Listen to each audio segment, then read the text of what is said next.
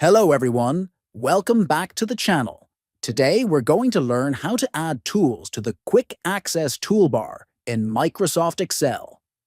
This toolbar allows you to place your most used commands at the top of Excel for faster access. First, open Microsoft Excel on your computer.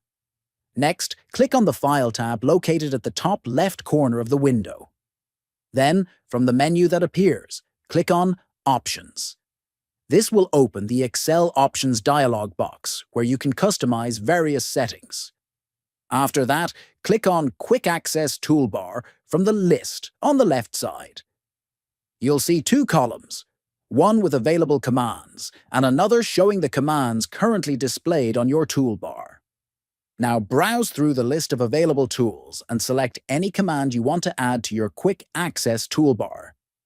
Once you've chosen your preferred tool, click on the Add button between the two columns. Finally, click OK to save your changes. You'll now see the new tool appear on your Quick Access Toolbar at the top of the Excel window, ready for quick use anytime. Thanks for watching, and see you in the next one.